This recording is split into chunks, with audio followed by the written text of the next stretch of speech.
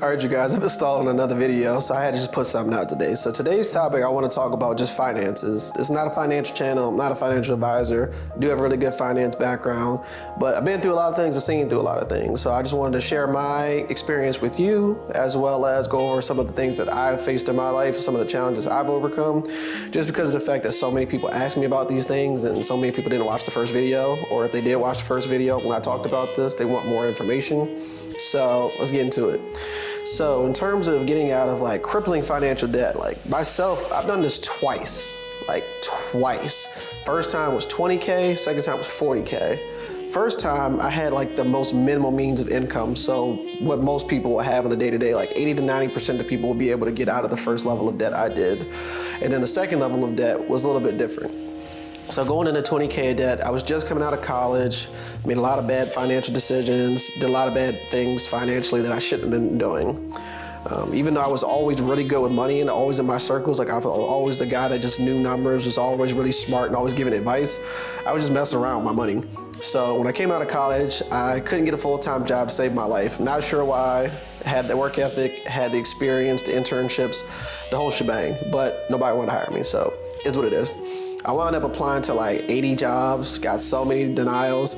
And then for whatever reason, I told myself I was gonna work at this one financial institution. So I applied like 27 times and told myself, all right, I'm gonna work here no matter what. So eventually they gave me a temp position because they got tired of me sending so many applications in. And while I was doing that, I was working retail. I was working at Best Buy. And while I was doing that, I was working like 10, 12 hours a day. I would work 8 hours at my 9 to 5, like 4 to 5 hours at Best Buy. And on the weekends, I would work like 6 hours at Best Buy. So I was working 7 days a week. I moved back in with my folks because of the fact that I was in this crippling debt and I needed to get myself out of it. And I also had an outstanding personal obligation of money I had to pay back for a different reason. So essentially my plan was, okay, I know I'm 20 plus grand in credit card debt. How am I gonna get myself out of this? What I started doing was, one, I started cutting out all of my fast food options on a regular basis because I was eating out 2-3 times a day sometimes, or more often than not, like 8 to 9 times a week.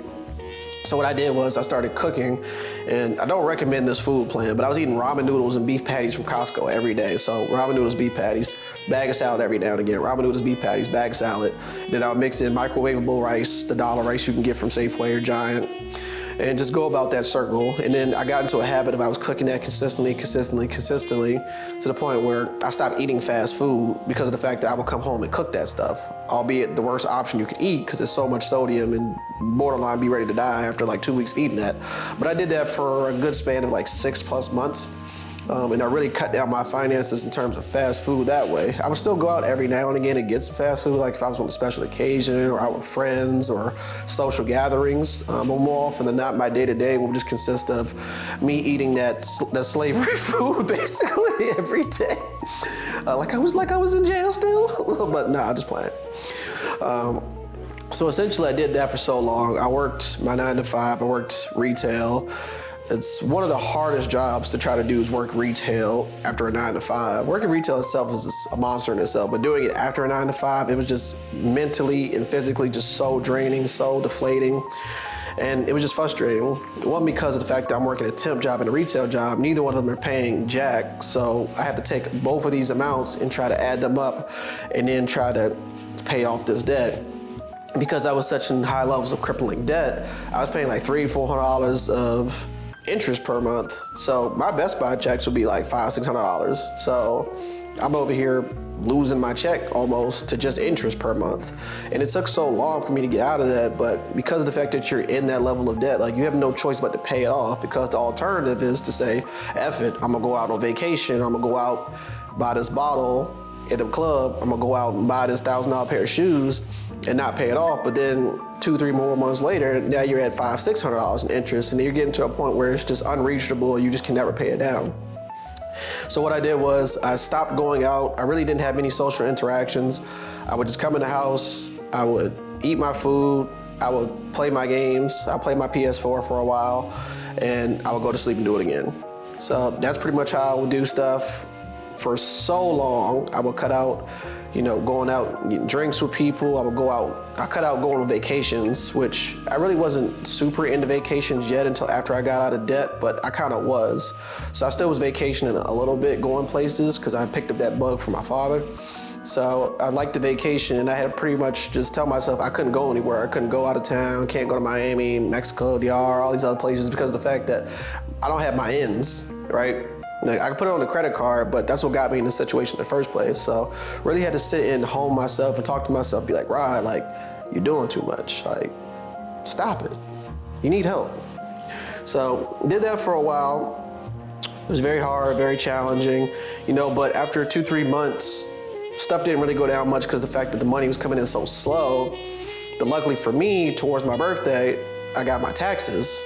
And for me, taxes were a good thing. This is gonna be the first year where taxes going forward don't mean anything to me, because now I have to pay taxes for being a profitable business owner. But previously, I was getting tax money back, and we had got stimulus checks because COVID had just started in that period. So I got a couple stimulus checks. I got a lot of money back on taxes.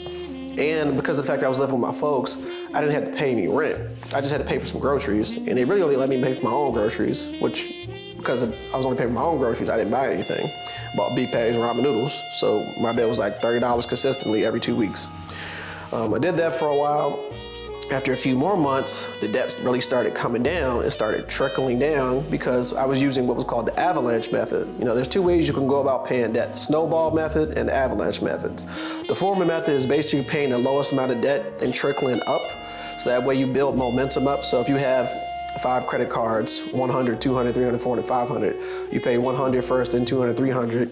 And the reason you do this is because it helps you mentally build momentum and build a foundation. That way you can get on rhythm to pay off your debt. Albeit it does take a little bit longer, because like the latter version, the avalanche method, you pay off the stuff that has the highest interest rate first. And generally in life, whenever you have something that has a higher interest rate, you always want to pay that off first, because you're going to pay the most money on that loan, credit, or whatever financial obligation it is, because of the fact that it's accruing more interest daily as opposed to something with less interest.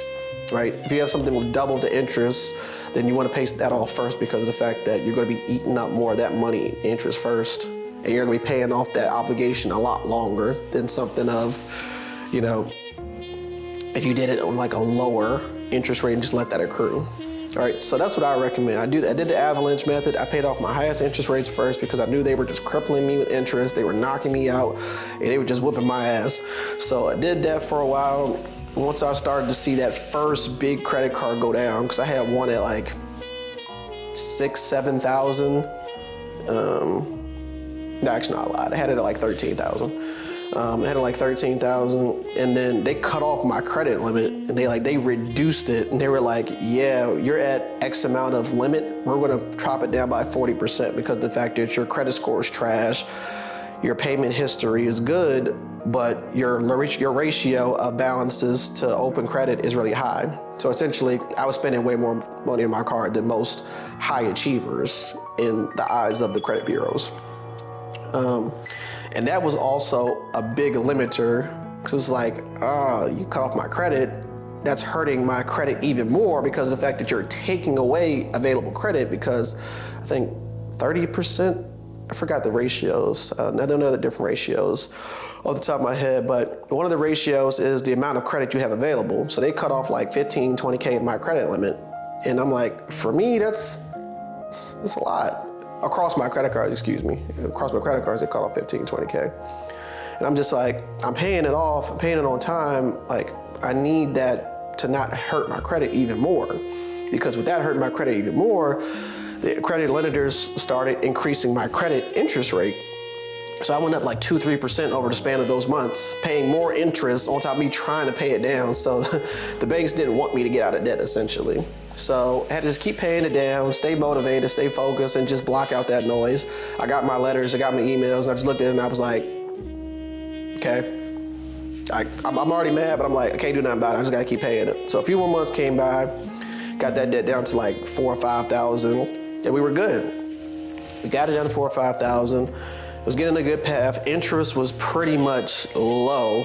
Like, I was paying like $70 in interest at this point, where mind you, I told you like 9 months ago, 6 months ago, wherever I was, it took like a year in total to honestly pay this off. But I started off at like $400 in interest a month when I told you my Best Buy checks were like $500-$600. And now I'm paying $70 in interest. So effectively the same amount of money I'm making is going towards my credit cards instead of just interest. So it's helping it pay it down a lot faster. Because I was temps, my checks were pretty consistent. I was working a 40-hour work week, so my checks were always exactly the same. And Best Buy, my hours were fairly the same more often than not. So my checks were always consistently tracked through my Mint app and through my budgetary Excel sheets I was making when I was doing this. One good thing to note about this, one really important thing that really helped me was that I used a financial tracker to get myself in line. So I used Mint by Intuit, which does TurboTax and Credit Karma and other things. Not sponsored, by the way, because nobody watches these videos, so they're not sponsoring me. But I put so many people on the Mint. So y'all tell Mint, hey, look, put me on payroll, man. Gave y'all like 2,000 people, like no funny stuff. I gave y'all so many people I put onto y'all app. Because of the fact that the app is just simple, it works. I put all my credit cards, all my debit cards, my interest. I had an interest tracker I made separately when I exported it from Mint into Excel. And I'm able to set goals and set financial expectations for myself within the app. And I use that to keep myself honest throughout this journey. I tracked my spending month over month. I tracked my budgets, see what I was spending on groceries, gas, so on and so forth. And I did this consistently to the point where I built the habit where I always use the Mint tracker now. Like I'm always using the Mint app. Like I go on here like every other day, even though I really don't need to at this point. Just because I like to see my finances, I like to see everything in order, make sure everything's paid on time, even though everything's on auto pay at this point for me. But I just want to make sure that everything is in line. I can see everything. I can track my spending at a moment's notice. I can see how much I'm spending on a certain category. Like, hey, how much have I spent on plane tickets this month? Easily can go in there and track that.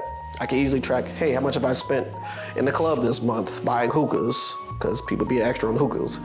So, use a budgetary app. Some type of way. Write it down by hand, use an Excel sheet. But more often than not, I would recommend using a actual budget-friendly app that's built specifically for helping you pay down debt and track your expenses, like a Mint, like Acorn, I think that's one, or whatever else they have out there. They got a lot of apps out here, and they're free. So there's no excuse that you can't have a budget tracker to track your expenses. Go to the App Store, go to your Google Play Store, go to whatever store you have, download the app, track your expenses, do that starting today, and you'll be good. So that was the first thing. Got to the point where I paid off all my debt. I was feeling good, great. Things were going well for a few years. Fast forward to last year, had a lot of stuff going on. I bought a property, bought a new bed for the first time, and I spent so much money on this bed. I don't even like the bed, I hate the bed. I bought so many different things. I got a couple bottles in the section, bought an Ace of Spades because I was trying to celebrate and stuff like that, vacations, so on and so forth. And with buying a property, you have to put so much money down as a percentage. And when you put that money down, you have to pay more money on top of that for closing costs, which I didn't realize. So I paid X amount of money, and then closing costs came in. I had to pay like an extra $6,000, $7,000 out of pocket. I'm like, I cleared my bank account out for this. And I'm like, I need another $6,000? Luckily, I had got a new job and they gave me like a moving stipend, and that moving stipend covered that. And I was like, bless. So I did that. Fast forward towards like October of last year, I kind of let that stuff build up. I was starting to spend money unnecessarily, going on trips I didn't need to go on, going on, not saying out of my means, but kind of just being a little too carefree with stuff at times. And then I got in a situation where my health started messing up a little bit. I had a couple health scares that really put pressure on me to think about some things in life, and scared a lot of my family and friends. Doing much better with that, by the way, in case anybody was wondering. Yeah, doing much better with that. So I'm excited for that. I got a lot of work to still do with that, but it was a real bad health scare. It's really nasty. That happened. Had a really nasty situation with some racism I was dealing with the boss before. So that really messed me up mentally, because I really didn't even realize that until like a white person told me that, hey, this person being racist. And I'm like, oh snap, this is my boss. And I'm like, but I can only say too much on that subject, but it's well documented. We'll keep that in mind. So we had that issue. Like I said, I wasn't spending my money properly to the point where I knew I should be. I was getting back into the habits where I was before and even worse. So got to the point where a lot of stuff happened at once. And I just felt myself having like one of the most depressive periods of my life at exactly this point last year. October, November period. Everything was just hitting the fan. I was just feeling really discouraged, really down, depressed, and just overall defeated, man. It was so much going on. I got a lot of good foundation building advice from the loved ones in my life, so I really appreciate that. It really helped me get back on track because of the fact that I really didn't know where I was going to move forward. I didn't know how I was going to move forward, and I just, for myself, really felt like I couldn't move forward. Like there was no next step for me because everything that could go wrong has gone wrong. The one thing that did not go wrong is that I didn't get evicted, or I didn't have to file for bankruptcy, because that was like my emergency pull the plug plan, because I was just depressed, going through a lot. People were asking me for so much, it was getting on my nerves. Luckily, I try to keep myself motivated somehow. Like my main source of centering myself, my North Star was just saying, I haven't been evicted. I'm not gonna default on this mortgage I just bought on this house like 6 months ago. So I was thankful for that to keep me sane, even though I didn't have $1 in my bank account. Like I had no money in my bank account. Like I think I had about like $8 and some change in one account and like cents in 2 other accounts, and then the credit cards were at $40K. So I was paying like $700 in interest at this time. So for me, I wound up getting a new job. Very thankful. It's exactly where I wanted to work, literally. Like most people say that, like, oh my God, I just wanted to work here. But like, no, I actually really wanted to work here. And it's so beneficial because it does so many things for me in addition to just the 9 to 5 that helps fund and supplement my lifestyle outside of here for my photography and videography. So very thankful, very appreciative of that. So that happened. Health started to get a little bit better. Money started coming back in. Photography and videography started to pick up. I went viral on a couple videos, and that really helped my videos, really helped my business, really helped me flourish. And I was starting to get myself in a good groove. And because of the fact that I was in that good groove, I remained to keep myself humble, because I wanted to make sure that I didn't get in a situation where I took this stuff for granted. So I went back into the same plan that I was like 3 years ago, because that's when the first time this happened. I literally remembered exactly, like, I did this 3 years ago, I can do this again. If I do this again, never gonna do this again. So I'm saying that again. I said, if I do this again, I'm never going to do this again. 1 time, I shouldn't have done it. 2 times, it's like, all right, bro. It's like 1 time, shame on me. 2 times, shame on you. They said, what, fool me twice, can't get fooled again. So that 2nd time was the last time. So I really buckled down. This time I had a much higher amount of income than I did between those 2 jobs previously, between the temp job and Best Buy. I was making more money than both of those jobs combined. Plus the fact that I had this photography background, I have this business that I'm trying to jumpstart and get off the ground. It was hard off the ground, but like trying to supplement and get more consistent work. So essentially what happened was I started taking every photography job I could take, even the ones that I knew I shouldn't take because they wouldn't be, fundamental to helping my business, and they were just jobs I really didn't need to take. But I would just take them and take jobs that were way under what I charged, just because of the fact that I needed the money and I needed to get myself back to where I needed to get to. I need to get back into black. Until I get myself back into black, I gotta do whatever I gotta do. And me, whenever stuff hits the fan, I'm like Leonardo DiCaprio. Like, I'm gonna do what I gotta do. Like, I'm gonna give a Grammy-winning performance every time. So through those next 6 to 9 months, because I think I paid off the 40K in about 7, 8 months.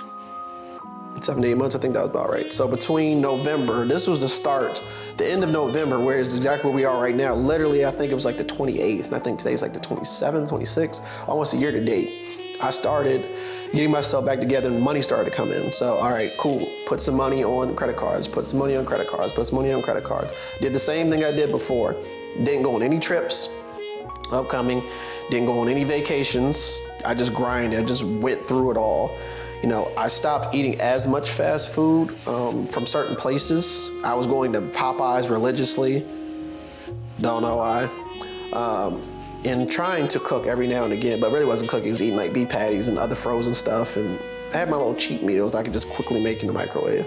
So I was doing that for a little bit, and again, doing a lot less social interactions. The first time I had no social interactions. Now I'm doing a lot less because now it's more of an image thing. Like I go outside to promote my business, promote myself, promote my image. So I'm always going outside, finding ways to network and talk with people at this point. So I did that for a while. Taxes came last year. Last year was the last year, or actually this year, 2023. This year was the last year I could actually get money back for taxes because I took a loss on my business. So a lot of money came in for that. So that was very helpful. I was very thankful for that. So that helped me out 2 sets of times, taxes. I sold some of my equipment that I didn't really need to use, or I had bought some equipment that wasn't necessarily a necessity, and I took some of the stuff back. I was able to get some of my money back and get me a big chunk of my money back towards the end of December. And then at that point, from October to December, I ended off with just for context, that number was actually $39,304 at the end of October 27, 2022. That's how much I was in debt because I just memorized this still to this day, because I was really on this every day. I had it written on my whiteboard. Every month I would track and keep the amount of what the balance was at the end of the month. So that was in October. Like I said, November, money started coming in. So I went from $39,304 to $34,353 at the end of November. Got my first few checks from the new job, got a little bit of camera money, boom, put that on there. In December, my goal was to get stuff down to under 30K by the end of the year. So still got my checks, did a couple extra photography gigs, did a lot of Christmas stuff, which helped supplement more money than I was expecting to get. And I got a couple big shoots that helped give me some extra cash, which I really needed. So that was helpful. So at the end of December, I was at $29,600. And that was at the end of 2022. And I'm like, okay, going into 2023, I want to pay off all my debt by August. So January comes. I don't remember what happened in January, but I paid a lot of money off in January. I don't know what I did. I don't actually remember what happened in January, but I paid a lot of stuff. I feel like maybe I did my taxes quick and may have got it at the end of January, but I feel like that's not right. But I was at like $22,318 by the end of January. So I think it was just a matter of money being backfilled from December that didn't come in for New Year's Eve and Christmas. And in addition to, receiving, my 9-to-5 money and interest being a little bit lower. So I think all those factors played in. I kept doing the same things I've been doing. February comes around. February comes around, it's Valentine's Day. It's a lot of, personal steak and holidays and birthdays for me. So I try to be, generous while also cautiously optimistic about what I can afford to give to people and provide the experiences for people. So I did that. I think I was at $19,600, so I didn't break off as much as I wanted to that month. Then March came. March is my birthday. Most important month of the year for me. Used to really not care about my birthday, but I realized, the more and more I'm on this earth, the more people's lives I touched and the more I do in this world. Like I want to be grateful and appreciative and celebrate my life because my life is important. Like my life is the most important to me, and everybody's life should be the most important to them. Nobody's going to care about my life as much as I am. So that's the kind of approach I've been taking and not just been letting it go day by day like I have previously in the years. So last year I went to Jamaica. This year I had to cut out the trips because I really wanted to go somewhere again for my birthday, but because of the fact that I was in this financial bind, I really had to stay home and fight the urge to go out and do stuff. So, I think I went to Top Golf and I went out to the nightclub. And one of the promoters hooked me up because he was cool with me, so shout out to him. Did that. I went to Chili's with one of my friends. The food was disgusting. Applebee's. The food was disgusting at that location. It was so ghetto and ratchet. But, it was nice. I had a good time. There was a lot of stuff that went wrong on my birthday, but I just had a good time. I was just happy to be alive. I was happy to have someone celebrate my birthday, and I was happy to have other people that were around to celebrate my birthday as well. So I did that. At the end of March, honestly, I'm not gonna lie to you, I can't even remember what the amounts were after the end of March. I'd have to go back and check it. But I know I wasn't done paying. In April and May, I went to Miami twice for work. And then I wound up spending some money and messing around, going to restaurants and trying to just have fun and stuff like that. So wound up getting myself back up. And I think I was around about like 8,000. Cause I think around like April, May, I was almost close to being done. Like it was almost at like 1 or 2,000. But then it went back up to like 7.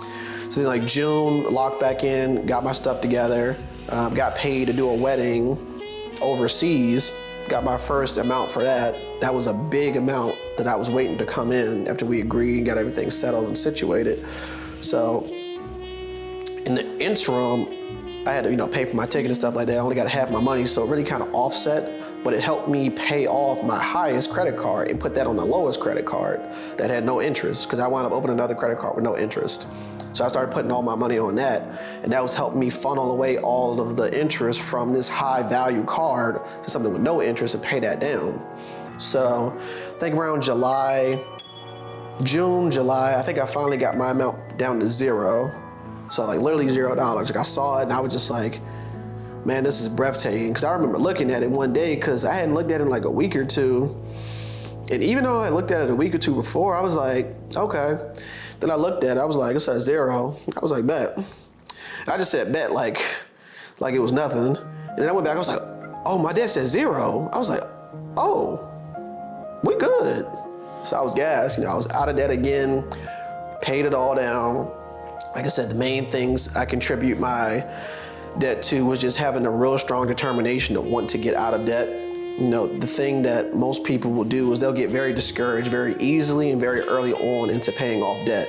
They won't see it being paid down, so they'll continue to go buy that expensive steak dinner somewhere, or go to this extravagant nightclub, or this extravagant restaurant or play or vacation, just because the fact like, it's gonna be there. It's like, no, you really gotta lock in, pay this stuff down, get yourself in order, get yourself in order. That's the main topic of today. Get yourself in order, and then you can get to where you want to get to. You need to do the things that you need to now, so that way you can get to where you want to get to.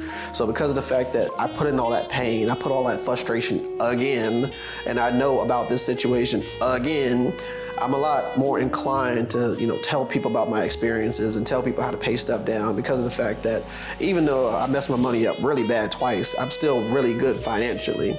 So fast forward to now, we're in November, I'm at the point where my credit's back to fantastic again. I think I checked this morning, my score was at like 809, which I put it up on Instagram and people thought I was trying to flex, and I really don't try to flex anything. I just do stuff. Like I just put it up. I didn't think anything of it. But people asked me if I was scamming. I'm like, I appreciate that. That lets me know I really did my job, because I really put in all this pain and got myself to a good place, and to the point where people think I'm scamming. It's like, nah, bro, it's just hard work. It's just hard work over time, man. You gotta put that pain in. So now that I put that pain in, now I'm at the point where I'm trying to pay off different types of debt that really most people aren't gonna think about paying. So now my goal is to put money in my savings as well as pay off my student loans. Because my goal for myself is to pay off my student loans by my birthday in March 2025, which I'm gonna be paying that off probably in the next 6 months, the way I have stuff budgeted. I don't see myself going back and doing the same methods I did the last 2 times, because of the fact that that's too much. And I'm at the point where I put that pain in so much twice now, where I know how to reasonably spend my money. I know how to spend it without going overboard. And I know how to have a good time and have great experiences without putting myself in financial strain. So for me, when I go out certain places, I'll be like, I ain't got it, I'm broke. Or people ask me for money, I already put it on my credit card. It's like $8 in my account. I keep my debit card empty because of the fact that if somebody robbed me, you ain't gonna spend nothing. And 2, in case some fraud stuff happens, it's on the credit. So that way I can get my money back and the FDIC will clear that out. Debit cards, whole other topic, but I'm put all on credit cards.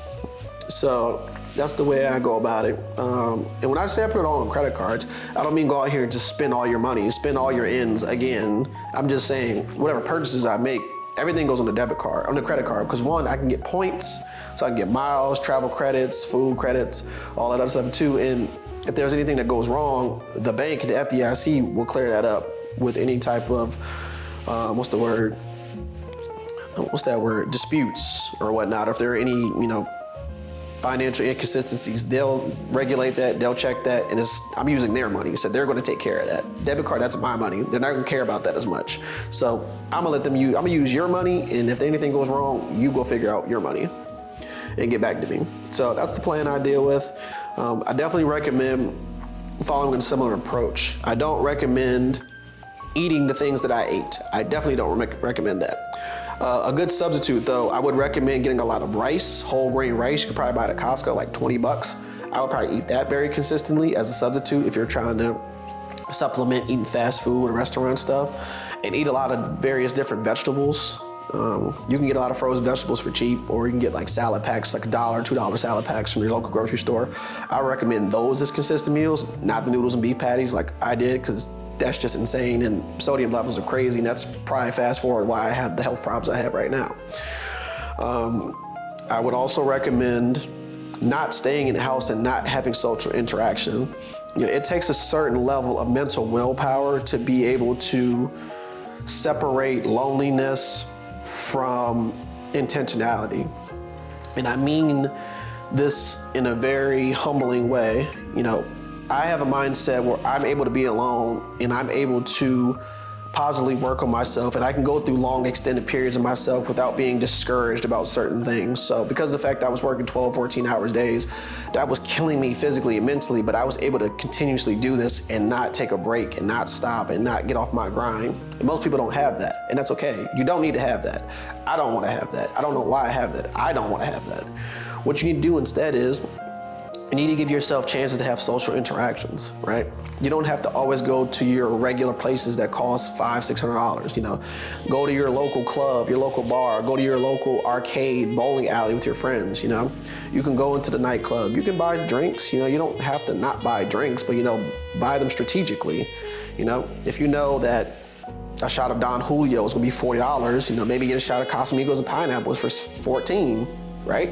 Or maybe get 2 beers that total $15. Boom, you can still go out, you can still have a couple drinks if you want, but you're spending more money more reasonably, more rationally, to the point where you're not going overboard, and you still give yourself a mental break, and you give yourself the opportunity to still experience life while trying to pay off your debt. And that's the thing that I think people don't realize. Like, you don't have to cut everything cold turkey, and that's when you stop doing stuff, because of the fact you cut everything cold turkey. You continuously downsize the things you're doing, you right size stuff, right? And that'll get you to the point where you need to get to. Those are the things I recommend. They really help me get to where I am right now. And if I really didn't take the time to pay off my debt and really get myself in line, then I don't think I would be in a position where I'm in right now to feel like I can make the next step and do some of the really bigger goals that I have coming for myself in 2024 and 5. So I will say, I would recommend not getting discouraged for too long. It's fine to get discouraged. Like, you need that because it helps you get motivated. It helps you, find a sense of purpose. But one big thing that I learned through both sets of experiences, like I said, the first time I had way less money than most other people have, and I was working 2 jobs, and I still got out of that debt. And the second time, I had more money and I had more opportunities, but the latter part of my opportunities, like, I made stuff happen. I found a craft and honed it and learned it, and I'm continuing to learn and reshape it. And I'm willing to go out 4 or 5 o'clock in the morning, barely make any money, just to try to make my life better for the long term. You have to pick yourself up if you're knocked down and say that I'm not gonna let myself get discouraged. If you have something that you want, it's attainable in any way, shape, or form. It might not be attainable in the sexiest way possible. It might not be attainable in the way you want it to, but if you're discouraged, if you're knocked down, like, get yourself up. Like, I've done stuff that I'm not proud of to get to where I want to get to. I've done some real difficult things to get to where I'm getting to, but the thing I'm saying is, you have to do these things because you want to make sure that you are financially stable. You want to make sure that you're mentally, spiritually, and physically stable. So you're going to have to get a little bit uncomfortable to get comfortable in the future, right? If you can't find what you're looking for, you got to find something that's way below what you're doing, just so that way you can get that momentum back, so you can get that mental, foot in the door back into where you want to get yourself reestablished to where you want to get to.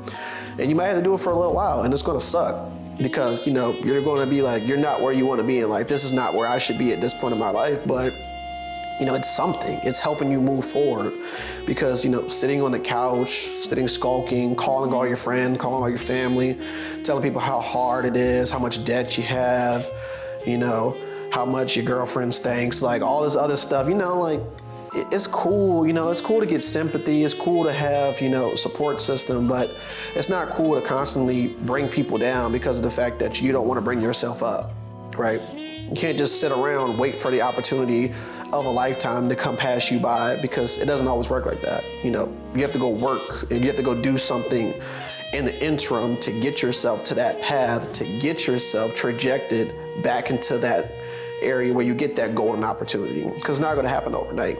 And more overnight, it doesn't happen. There are no overnight successes really like that. A lot of people think that overnight success really happens, but most of these times, people have put their work in before to get the success, right? They didn't just wake up one day and says, I'm successful. Like if you go check a lot of these people, like a Jack Harlow or like a Nicki Minaj or these other people, like they've had mixtape, they've had music, Cardi B, they've had all this stuff before they blew up. So it's not like they just came up randomly and they just said F the world and, you know, everybody else is scoring. Like you really got to put the pain, put the work in, and then you'll be successful long term. So that was my long spiel. This is like my longest video. I don't know how long I've talked, but I'm pretty sure I got off topic probably like 3 or 4 times. But at the end of the day, I just want to say happy holidays to everybody, you know.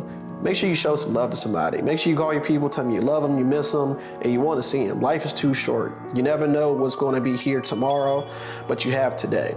So call your people, tell them you love them. Happy holidays from me to you, and hopefully holidays to you to me.